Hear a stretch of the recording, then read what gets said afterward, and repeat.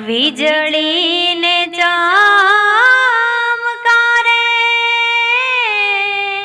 મોતીડા પરોવો પાનબા.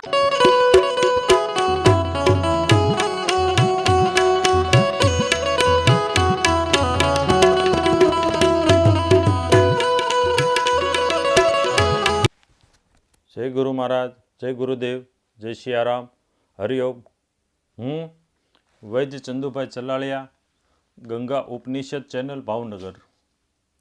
આજે એક કહળસંગ બાપુ જે હયાત હતા ત્યારે એક જે પ્રસંગ બન્યો એ પ્રસંગ આ ગંગા સતી પાનબાઈ સમઢિયાળા દ્વારા જે પુસ્તિકા જે બહાર પડેલી છે એ પુસ્તિકાની અંદર એક પ્રસંગ છે, જે પ્રસંગ કહળસંગ બાપુની હયાતીમાં થયેલો. હવે આને ચમત્કાર ન કહેવો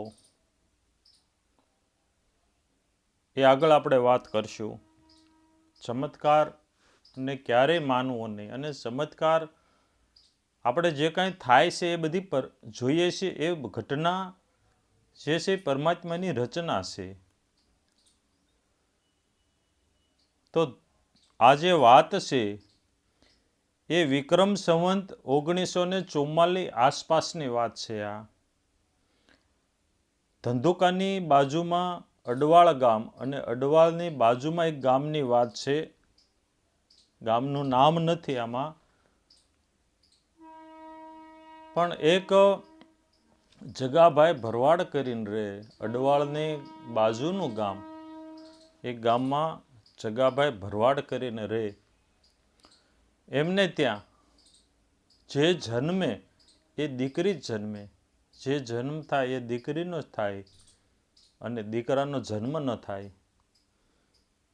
એટલે કોઈએ એવું કીધું એને કે ભાઈ તારે દીકરાની છે ને આશા છે ને? તો કે હા. તો સમઢિયાળામાં એક કહળસંગ બાપુ કરી છે, એની તું માનતા રાખ તો તારે ત્યાં દીકરો થાય. એટલે જગાભાઈએ મનોમન માનતા કરી કે મારે ત્યાં દીકરો થશે તો હું કહળસંગ બાપુના જે સ્થાનક છે એ સ્થાનકે જઈ અને હું એક શ્રીફળ વધેરીશ. આવી મનોમન માનતા કરી. સમય જતા એમને ત્યાં દીકરો થયો. 1.25 મહિના પછી એ માનતા પૂરી કરવા માટે સમઢિયાળાની દશ પકડી. કારણ કે એ સમયમાં વાહન વ્યવહાર હાવ નહિવત હતો, એટલે મોટા ભાગે ચાલીને જવું પડતું.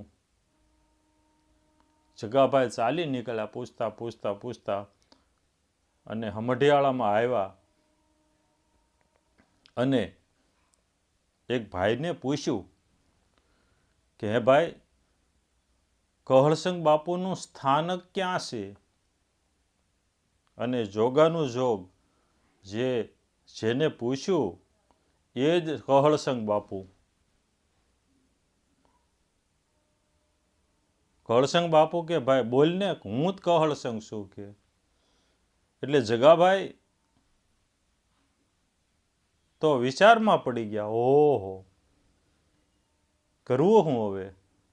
હું તો એમ માનતો હતો કે કહળસંગ બાપુનું સ્થાનક હશે, કાંઈક એની મૂર્તિ હશે, એના કાંઈક ચરણ પગલાં કાંઈક પધરાવેલા હશે, અને મેં તો માનતા કરી છે એની માથે શ્રીફળ વધેરવાની. આ તો હજી હયાત છે. કહળસંગ બાપુ કે ભાઈ હું વિસામણમાં પડી ગયો, બોલને શું છે કે. એટલે એને માંડીને વાત કરી કે બાપુ મને ખબર નહીં તમે હયાત છો, અને એક ભાઈએ મને એવું કીધું કે તું કહળસંગ બાપુની ભક્તિ એટલી બધી જે પ્રખ્યાત છે, પ્રચલિત છે, ઉજ્જવળ છે, એટલે તું એની માનતા કર, તારે ત્યાં દીકરો થશે. મારે ત્યાં દીકરો થયો બાપુ. મેં એવી માનતા કરી કે એને માથે શ્રીફળ વધેરીશ. કળશંગ બાપુ કે એમાં મુંજાય હું ગયો, તારી માનતા ફળે કે સામે ઊભો રહે ને માથે કરી ઘા કે. જગાભાઈએ તો ગભરાતા ગભરાતા ઘા કર્યો શ્રીફળનો. એ શ્રીફળ એમ કહેવાય છે કે કહળસંગ બાપુના માથે પોગે પહેલા જ ફાટીને 2 ભાગ થઈ ગયા. હવે આ બધું આને ચમત્કાર ન માનવો, આ ચમત્કાર નથી. આપણા માટે ચમત્કાર છે પણ માનવો નહીં. સંતો ખરેખર સંતોની જે ભક્તિ થકી એના નામ થકી જે કાંઈ આ જગતની અંદર થતું હોય, ખરેખર પામી ગયેલા જે સંતો છે એ એવું માને કે આ તો બધી પરમાત્માની રચના છે. ક્યારેય ખરેખર જે પામી ગયેલા સંતો છે ક્યારેય માથે નથી ઓઢતા કે આ મેં કર્યું, આ મારાથી થયું. અને જે કોઈ કહે કે આ મારાથી થયું, આ મેં કર્યું, તો એ તો આપણે પેલું છે ને કહેવત જેવું કે ગાડા નીચે શ્વાન એટલે કૂતરું ચાલ્યું જતું હોય તો કૂતરાને એમ થાય કે હું જ ગાડું ખેહું છું, પણ ગાડું બળદ ખેહે છે. એમ આ જગતની અંદર જે કાંઈ થઈ રહ્યું છે એ બધી પરમાત્માની રચના છે, એના થકી થાય છે. ખરેખર જે પામી ગયેલા સંતો છે ક્યારેય માથે નથી ઓઢતા. એટલે આ જે થાય છે એ બધી પરમાત્માની રચના છે.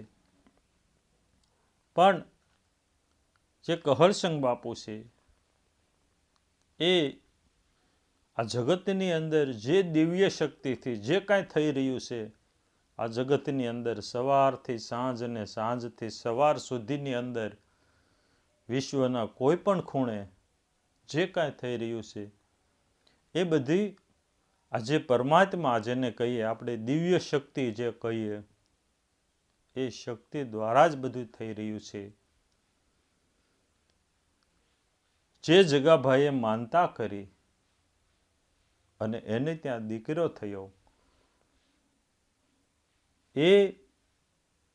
એની અંદર જે દિવ્ય શક્તિ જે કામ કરી રહી છે આ જગતની અંદર, એને આખું એવું એના ઘરમાં એના ઓલામાં એને આખું એવું વાતાવરણ બનાવ્યું કે એમને ત્યાં દીકરાનો જન્મ થયો. અને કહળસંગ બાપુનું જે નામ લઈને એ દશેથી એને માનતા કરી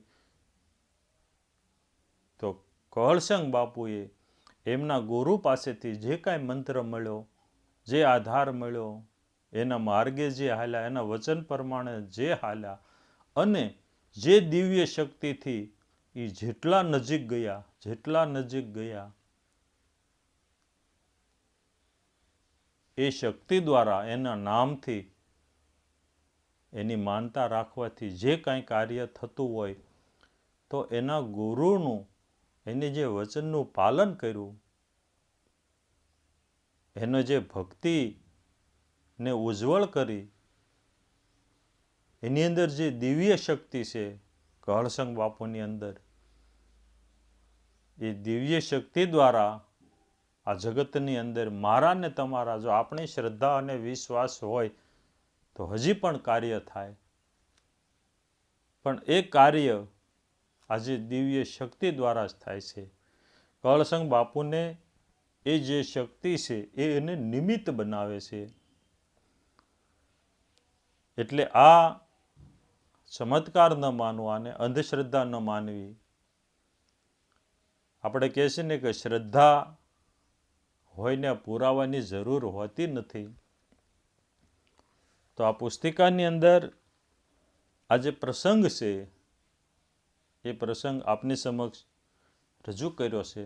જય ગુરુ મહારાજ, જય ગુરુદેવ, જય સિયારામ. જય સિયારામ. ગંગા ઉપનિષદ ચેનલ ભાવનગર માત્ર ને માત્ર માં ગંગા સતી, કહળસંગ બાપુ અને પાનભાઈ આમના ભજનો સાંભળવા અને સમજવા હોય તો ગંગા ઉપનિષદ ચેનલ ભાવનગરને સબસ્ક્રાઇબ કરો અને બેલ આઇકન કરો, જેથી કરી આવનાર નવા વિડીયોનો તમને મેસેજ મળે. જય સિયારામ.